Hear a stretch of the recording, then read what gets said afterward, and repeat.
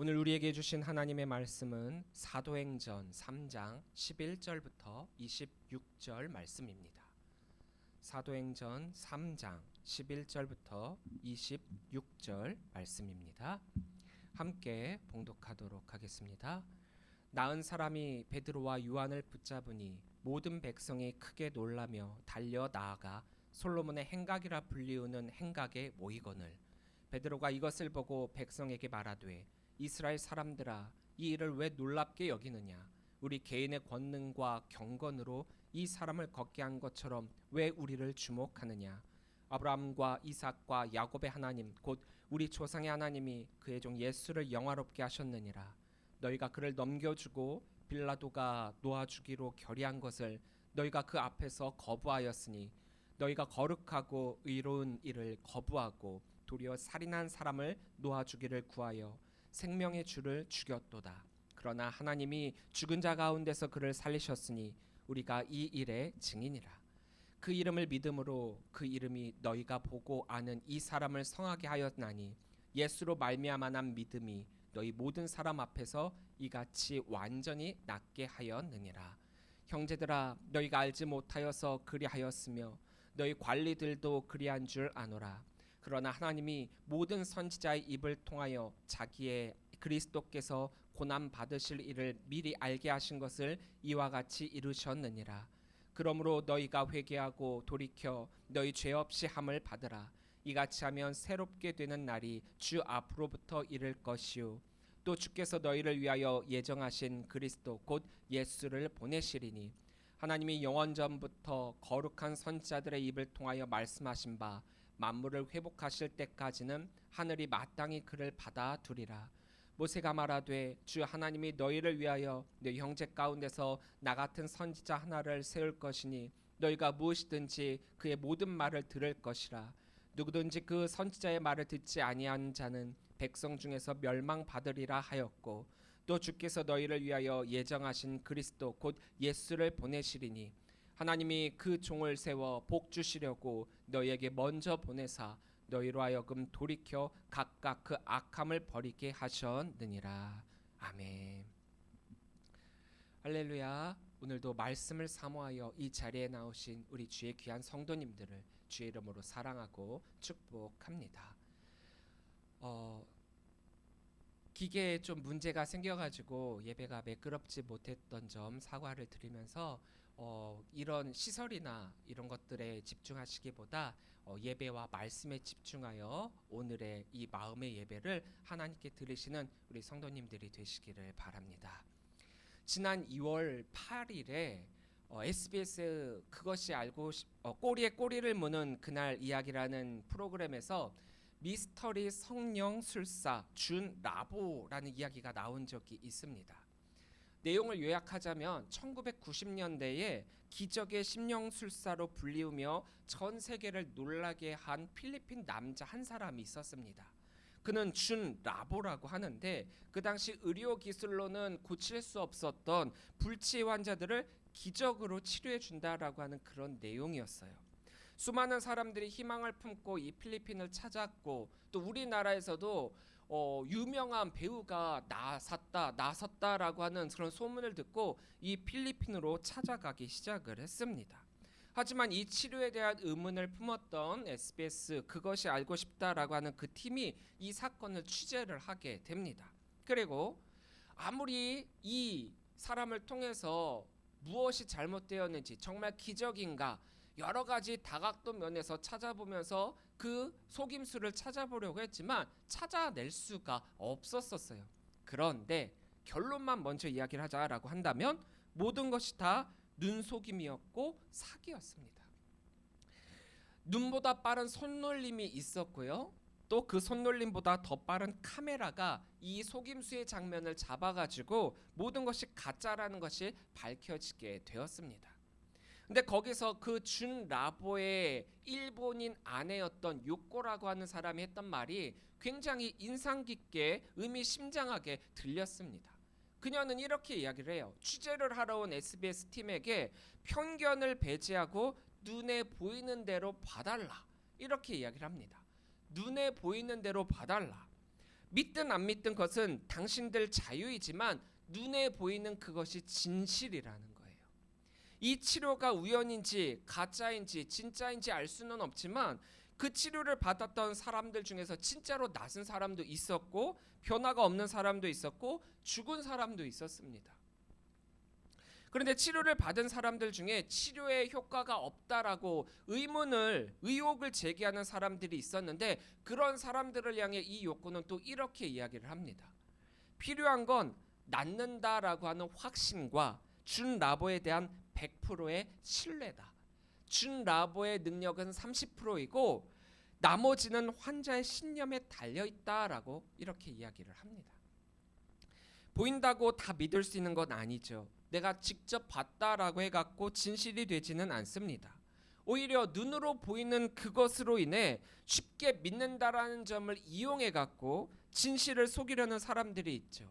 사람들의 기대와 소망, 믿음을 이용해서 속임수를 써서 이득을 취하려는 자들, 우리는 이 사람들을 사기꾼이다라고 부르고 있습니다.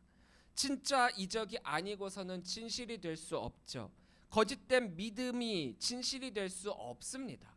의문을 품을 수밖에 없어요. 그래서 SBS 그것이 알고 싶다라는 그 팀은 이것이 거짓이라는 것을 알았어요. 왜냐하면 여러적인 과학적인 면으로도 이것을 다 조사를 해본 바 그 끄집어냈던 암덩어리가 사람의 암덩어리가 아니라 동물의 것이라는 것을 알았기 때문에 이것을 철저하게 파고들 필요가 있었기 때문이었죠.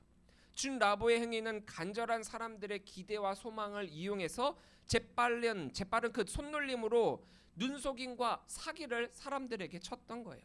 그런데 우리가 지난주와 오늘 본문에 나오고 있는 베드로가 일으킨 이적은 결코 사기가 아닌 진짜였습니다. 여기에는 어떠한 속임수와 사기가 없었어요. 그랬기에 사람들은 환호했고 그랬기에 사람들은 이 일로 인하여 너무나도 놀라워했죠. 만약 베드로와 요한이 행한 이 이적이 가짜였다라고 한다면 이들은 사기꾼들이 공통적으로 행하는 행동을 필시했을지 모릅니다.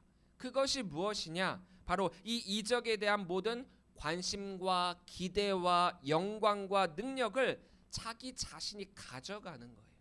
그러니까 여기서 이적을 행하고 능력을 행했다라고 하면은 이건 내가 한 거다, 나의 능력이다, 나의 영광이다라고 사람들 앞에서 존경도 받고 돈도 벌고 명예와 부와 권력 모든 것들을 받는 일명 영웅이 되는 거죠.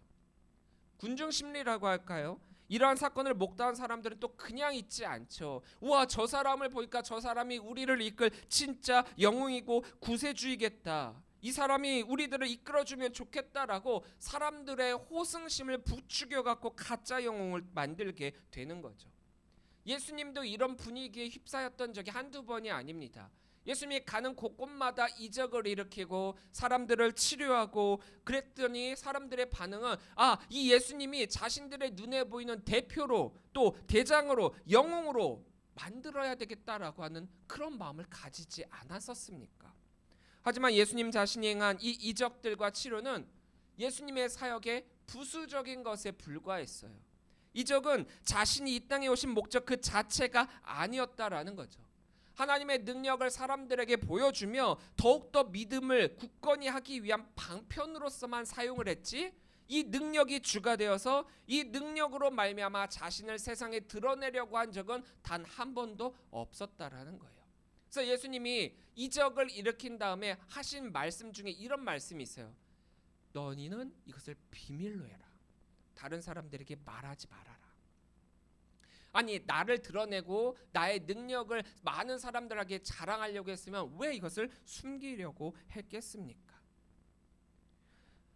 예수님은 사람들의 군중 심리에 휩쓸리지 않고 예수님 자신이 해야 할 일을 묵묵히 감당하셨던 것입니다. 하지만 사람들은 그 뒤에 어떠한 행동을 취했습니까? 그들이 선택한 선택은 무엇이었습니까? 13절 14절입니다. 아브라함과 이삭과 야곱의 하나님 곧 우리 조상의 하나님이 그의 종 예수를 영화롭게 하셨느니라. 너희가 그를 넘겨주고 빌라도가 놓아주기로 결의한 것을 너희가 그 앞에서 거부하였으니 너희가 거룩하고 의로운 일을 거부하고 도리어 살인한 사람을 놓아주기를 구하여. 세상 사람들은 어땠습니까? 그 능력의 주 되신 예수 그리스도를 어떻게 했습니까? 세상은 그러한 예수님을 등졌습니다. 이유는요, 자신들 마음에 들지 않으니까요. 우리가 세워놓은 상이 있었고 예수님을 거기다 딱 앉혀놓으면 좋았겠는데, 예수님께서 자신들의 바람과는 무관한 모습으로의 행보를 보이니까 예수님으로부터 등을 진 거죠. 자신들의 의견과 목적이 다르다라고 해서 예수님을 매도하고 팔아넘긴 거죠. 그것도 자신들이 그토록 증오하던 살인자와 바꿔서 말입니다. 아무리 신비로운 이적과 능력을 사람들에게 보여준다라고 하더라도 그것 자체가 사람들의 호기심과 바람과 소망을 채워주지 못한다라고 한다면 결국 아무런 의미가 없다라는 것을 이미 경험한 바, 그러한 이들의 이 모습을 책망하고 있는 것입니다.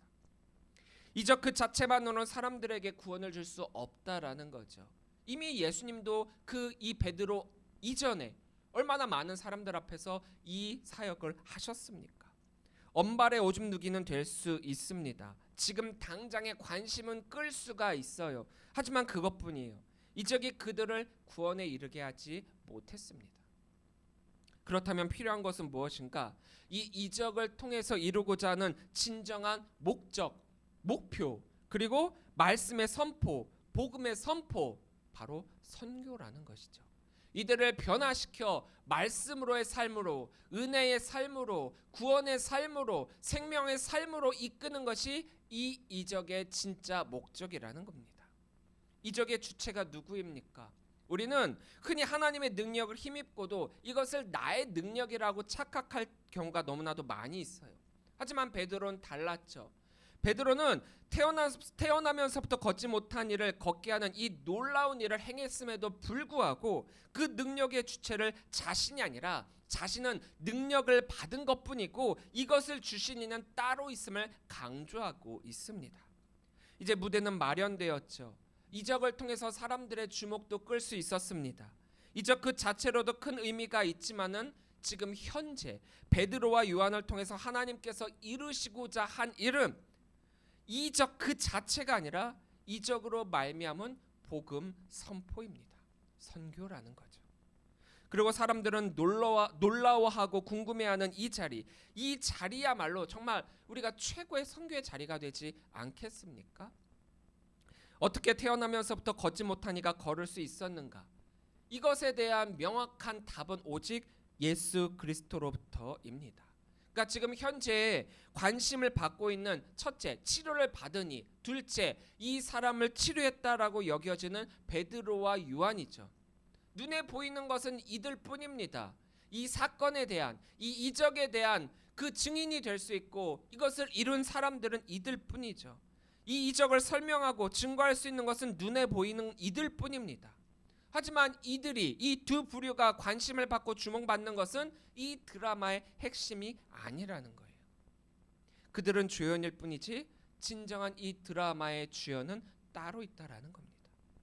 베드로는 확신이 있었어요. 이 장애인을 고칠 수 있다는 확신과 믿음이 있었습니다. 그렇기 때문에 그는 6절에서 은과 금은 내게 없거니와 내게 있는 이것을 내게 주노니 나사렛 예수 그리스도의 이름으로 일어나 걸으라라고 선포했었던 것입니다. 하지만 그것은 자신이 이 장애인을 직접 고친다는 자신의 능력에 대한 확신과 믿음이 아니라 예수 그리스도에 대한 믿음이요 선포입니다. 자신의 입을 통해 선포된 말씀이요 이적이기는 하지만 그것이 나의 능력이 아니라는 것을 너무나도 잘 알고 있었기 때문에 그는 이렇게 선포한 거죠. 나사렛 예수 그리스도의 이름으로 일어나 걸으라. 믿음 중요합니다. 우리가 성경을 보면 이 믿음으로 말미암아 고침받은 사람들이 얼마나 많은지 몰라요. 믿음으로 우리가 구원도 받고 믿음으로 우리가 치료도 받습니다. 하지만 그 믿음은 능력을 받는 통로가 되는 것이지 그 믿음 자체가 곧 우리의 능력이 되는 것은 아니라는 거예요. 이 부분은 우리의 사역과 일목상통하게 연결이 되어 있습니다. 많은 목회자와 교회가 영적으로 무너지는 까닭 중에 하나가 예수 그리스도의 능력으로의 이 이적을 곧 자신의 능력이라고 착각하고 하나님께서 우리들에게 주신 은사를 잘못 사용하기 때문입니다. 신유의 은사를 가지신 분들이 있죠. 말씀에 탁월한 은사를 가지신 분들이 있습니다. 또 부흥의 은사를 가지고 교회를 꽤 크게 성장시킨 분들도 있고, 교회적으로 특화된 사역으로 인해서 많은 사람들이 몰려드는, 성도들이 몰리는 그런 교회들이 있습니다. 이러한 분들과 교회의 공통 분모는 하나님께서 주신 은사로 인해 많은 사람들의 시선 집중을 받았고, 또 그 주신 은사로 말미암아 세상의 슈퍼스타가 되었다라는 겁니다. 하지만 분명한 것은 우리에게 임시로 빌려주신 이 능력을 아무리 우리가 사용한다 손 치더라도 그것이 우리의 진짜 능력이 되는 것은 아니라는 점입니다. 우리는 사용되어지는 하나님의 도구라는 점을 우리가 잊지 말아야 합니다. 베드로는 자신이 일으킨 이 이적에 대해서 사람들의 반응이 도리어 이상하다라는 듯한 반문을 하고 있어요. 12절입니다. 베드로가 이것을 보고 백성에게 말하되 이스라엘 사람들아, 이 일을 왜 놀랍게 여기느냐? 우리 개인의 권능과 경건으로 이 사람을 걷게 한 것처럼 왜 우리를 주목하느냐? 베드로의 이 믿음은 성령의 충만함을 입은 진짜 그리스도인들만이 가질 수 있는 확신이며, 또 그 믿음으로 말미암아 자신이 그리스도인으로서 어떻게 대처해야 하는지에 대해서 오늘날 우리들에게 본으로 보여주고 있는 모습입니다. 베드로는 개인의 특별한 권능이나 경건을 부인함으로써 자신에게 쏠리게 될 그 관심을 바꾸고 있어요. 방향을 틀고 있죠. 누구로요? 바로 예수 그리스도의 죽음과 부활로 말입니다. 믿음이 이적에 대한 중요한 촉매 역할을 하기는 했지만 본질적으로 중요한 것은 그 예수 그리스도의 이름이라는 거예요. 예수 그리스도의 이름, 그분의 이름만으로 우리가 이적을 행할 수 있고 그분의 능력으로만 우리가 자랑할 수 있다라는 겁니다. 16절입니다. 그 이름을 믿음으로 그 이름이 너희가 보고하는 이 사람을 성하게 하였나니 예수로 말미암아 난 믿음이 너희 모든 사람 앞에서 이같이 완전히 낫게 하였느니라. 사람들은 참 궁금하죠. 그들은 너무나도 잘 알고 있었어요. 성경 미문에 앉아서 구걸하더니 그 사람은 태어나면서부터 걷지 못했던 장애인이라는 것을 너무나도 잘 알고 있었는데, 그가 뛰며 회복되고 치료함 받고 이러한 모습을 보면서 이 이적이 어떻게 일어났는가 너무나도 궁금했죠. 그와 더불어서 또 궁금한 것, 누가 이 이적을 일으켰는가? 베드로입니까? 요한입니까? 아니면 장애인 이 사람 스스로의 능력으로 걷게 되었습니까? 아니죠. 바로 예수 그리스도시죠. 그 이름의 능력이죠. 그 이름을 믿을 때 일어난 이적이 바로 이것입니다. 예수로 말미암아 난 믿음만이 이러한 이적을 일으키는 것입니다. 복음을 전하는 사람이 모든 영광을 하나님께 돌려야지, 내가 행한 사역의 모습을 통해서 그 영광을 내가 가로챈다? 그러면 하나님께서 우리들에게 엄중하게 경고하셨던 말씀, 하나님의 이름을 망령되이 행하지 말라. 그 너무나도 엄청난 범죄를 우리가 저지르게 되는 것입니다. 근데 복음을 전하다 보면 그 복음을 전함으로 말미암아 받게 되는 감사와 칭찬이 있죠. 어떻게 보면 이때가 가장 위험한 때라는 거예요. 내가 어떤 사역을 했고 그 사역의 성공이라는 것을 이뤄냈고 그 성공으로 말미암아 사람들에게 감사도 받고 칭찬도 듣게 되니까 내 마음에 우쭐함이 들게 되고, 내가 잘나고 내가 능력이 많아서 이런 일을 이뤘구나라고 하는 그런 사심이 생겨나게 되고 사탄이 틈타기 가장 쉬운 때가 된다라는 거죠. 사람들에게 받게 되는 이런 칭찬은 어떻게 보면 달콤한 독과도 같습니다. 먹으면 먹을수록 더 달콤하고 더 먹고 싶어지죠. 그렇기 때문에 더더 사람들의 칭찬을 받고 싶어가지고 복음의 영광을 자신이 받으려고 합니다. 우리는 그럴 때일수록 복음 전파자는 하나님께 엎드러지고 하나님께 영광을 돌려야만 합니다. 많은 영적 지도자들이 무너지는 까닭이 여기에 있거든요. 그들이 잘나서가 아니에요. 그들이 능력이 있어서가 아니에요. 하나님께서 그들을 사용하여 하나님의 사역의 자리에 앉혀놓으셨기 때문에 가능했던 거죠. 하나님이 사용하시는 다른 사람이었다라고 하더라도 똑같은 일은 일어나는 거예요. 이스라엘 사람들이 예수님을 죽인 것은 그분에 대해 알지 못했기 때문입니다. 알지 못했기에 예수님을 오해했고 예수님을 오해했기에 죽인 거죠. 근데 몰랐다고 죄가 아닌 것은 아닙니다. 몰랐어도 죄예요. 우리가 원죄를 왜 죄로 여기고 있습니까? 사람들은 원죄를 알지도 못해요. 모르는데 죄가 있대요. 그러니까 이해가 안 되죠. 왜 내가 죄가 있느냐? 그래서 우리가 이 원죄에 대해서도 자세히 설명할 필요가 있다라는 거죠. 예수님을 알지 못한 것도 죄입니다. 그렇기 때문에 예수님을 알지 못했기에 범한 그 죄가 원래 가지고 있었던 원죄에 더해져 갖고 더 큰 죄가 되는 거예요. 모르는 게 몰랐다고 그냥 장땡이 아니라는 거예요. 현대도 몰랐다고 있던 죄가 죄가 아니게 되는 것은 아니잖아요. 물론 어느 정도 창작은 됩니다. 이 부분 몰랐다고 그러면 그 부분은 약간 감형을 해줄게. 그렇다고 죄가 없어지지는 않는다라는 거죠. 근데 모르면 용감하다고 모르기 때문에 더욱더 앞장서서 그 죄를 당당하게 저지르고 있는 것이 문제라는 거죠. 하룻강아지 범 무서운 줄 모른다. 하룻강아지는 범이 얼마나 무서운지 몰라요. 모르니까 대들고 모르니까 당하는 거죠. 그 모름이 후에 얼마나 큰 파장을 일으키게 된다는 걸 모르니까 죄를 짓는 거예요. 예수님을 모른다라는 것이 후에 얼마나 큰 죄가를 갖게 된다라는 것을 알았다면 이들이 그 예수님 모름을 그대로 두었고 또한 이런 행동을 벌였겠습니까? 그렇다면 이제는 예수님을 모른다라고 하는 그것으로 그치는 것이 아니라 예수님이 누구신지를 또 우리가 알지 못했던 그 예수 그리스도를 제대로 가르치고 그 이후에 우리가 어떻게 해야 하는지를 가르쳐 주는 것이 그리스도인의 올바른 선교가 되는 것입니다. 예수 그리스도의 죽음과 부활에는 죄인을 구원하기 위한 예수님의 은혜와 사랑이 담겨 있죠. 예수님을 믿는 것은 예수님의 십자가의 죽음과 부활을 믿는 것입니다.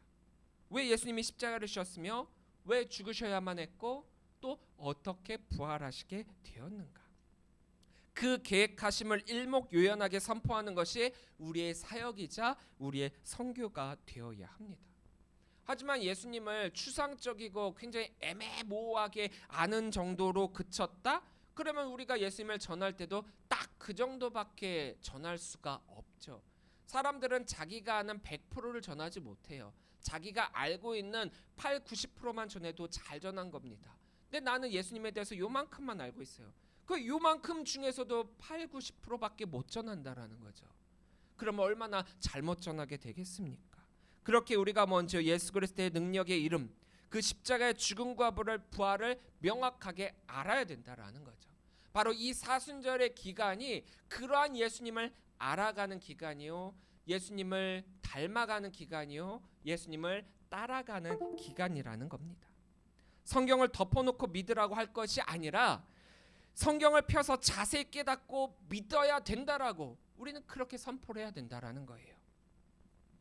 하나님은 구약의 선지자를 통해 예언하신 것을 예수 그리스도의 고난 사건을 통해 모두 성취하셨습니다. 구약의 예언의 성취가 예수님의 오심이요, 구약의 예언의 성취가 예수 그리스도의 십자가와 부활입니다. 예수님이 오신 이후 우리는 구약을 너무나 소홀히 여기고 있습니다. 예수님이 오셔서 신약을 완성하셨는데 그까짓 구약이 이제 무슨 소용이냐라고조차 말하는 이들이 있어요. 하지만 그것은 잘못된 생각이죠. 구약은 구약의 역할이 있는 거예요. 구약은 하나님의 약속이자 예언이고 오실 예수님에 대한 예표라는 거예요. 성도는 그 약속하신 말씀으로의 예수 그리스도가 신약에서 어떻게 이루어졌는지 구약을 통해서 확신할 수 있고 확인할 수 있고 그 말씀을 더욱더 믿음으로 받아들일 수 있게 되는 것입니다. 그래서 구약은 오실 예수님에 대한 말씀, 신약의 복음서는 오신 예수님의 말씀, 또 신약의 다른 서신들은 다시 오실 예수님에 대한 말씀입니다. 성경 그 자체가 하나부터 열까지 모두 예수 그리스도에 대한 말씀이요, 우리의 성도로서의 사명과 구원에 대한 말씀입니다.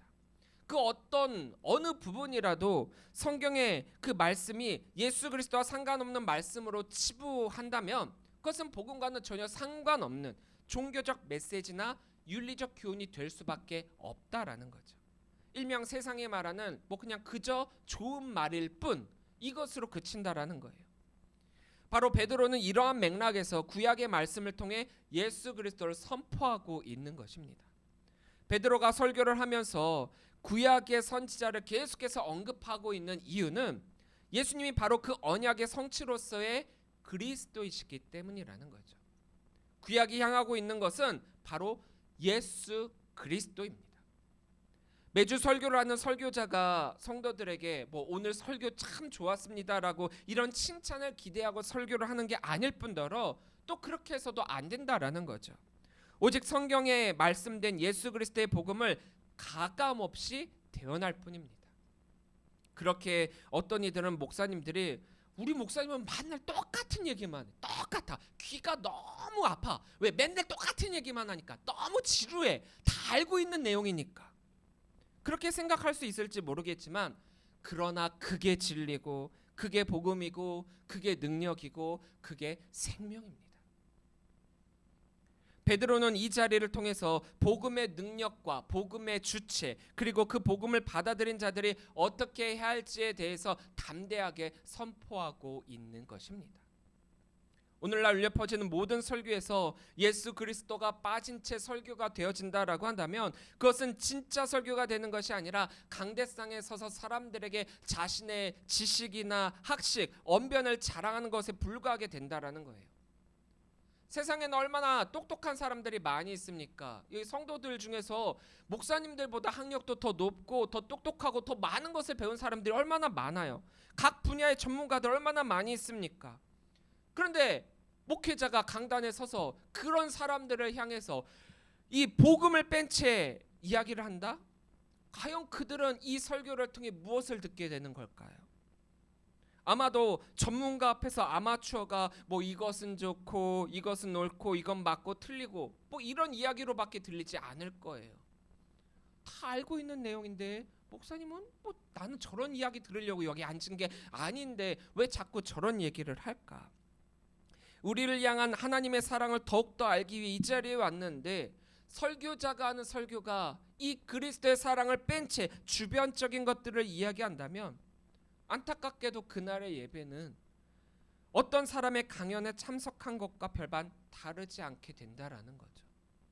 반대로 성도들 역시 자신이 듣기 좋은 설교만을 찾아 듣고 그러한 설교만을 하시는 분들을 좋아하게 된다라고 한다면 예수 그리스도의 복음에 대해서 오해하게 되고 또 설교로 듣지 못하게 된다라는 거죠. 그래서 성도들 역시도 말씀의 선포를 분별할 수 있는 능력, 이것을 성도들이 갖춰야 될 믿음의 모습이기도 합니다. 분명 설교자는 어떤 의도가 전혀 없이 일반적으로 설교를 했는데 설교를 듣는 사람들은 이런 생각을 가질 수 있거든요. 이 말씀 나를 타켓으로 설교하시는 거 아니야? 이거 가만히 들어보니까 나를 두고 하는 말 같은데 어떻게 이렇게 설교를 할 수 있어? 목사님 아주 나쁜데? 설교가 나에게 듣기 싫은 말로 선포가 되고 그 말씀이 나에게 듣기 싫은 말씀이 들려주는 이유 분명히 있을 거란 말이에요. 근데 설교를 들으면서 이런 생각을 가지게 되었다? 이것 역시도 우리는 분별해야 된다라는 거죠. 설교를 하는 설교자를 비난하고 미워할 것이 아니라 주어진 말씀이 나에게 주어지는 하나님의 말씀으로 들을 수 있는 것, 그것 역시 분별할 수 있어야 된다는 것입니다. 여러분들은 교회 다니면서 행복하십니까? 신앙생활 하시면서 행복하십니까? 사역을 감당하실 때 행복하시나요? 그러면 여러분들은 어디서 행복을 찾고 있습니까? 우리에게 주어지는 모든 복은 하나님께로부터입니다. 그 하나님께서 예수 그리스도를 이 땅에 보내주심으로 말미암아 구원과 복의 성취를 이 땅에서 이루어 주셨습니다. 그러니 예수 그리스도 한 분밖에 우리의 진정한 행복이 되시는 분은 없다라는 거죠. 왜요? 예수님께서 우리를 죄사해 주시고 구원해 주셨잖아요. 그것만으로도 우리는 기쁘지 않습니까? 그것만으로도 우리가 행복하지 않습니까? 사순절 제3주입니다. 우리가 왜 교회에 나오고 있는지, 또 믿음을 가지고 있는지, 그리고 또 신앙생활을 하는지 다시금 돌아보기를 원합니다. 구약의 약속의 성취로 예수 그리스도가 이 땅에 오셨고, 그 약속의 완성으로서 예수님께서 십자가에 달려 돌아가시고 부활하셨습니다. 우리는 그것을 믿고 소망하며 우리 역시 부활의 자녀됨을 믿고 나아가는 그리스도인들입니다. 베드로의 설교처럼 우리를 위해 보내신 이 예수 그리스도를 온전히 믿고 따름을 통하여 우리에게 주실 그 복을 기대하고 소망하며 하나님의 뜻하신 바를 이 땅 가득 채우도록 앞장서시는 언약교회와 모든 성도들이 되시기를 주의 이름으로 간절히 축원합니다. 기도하시겠습니다.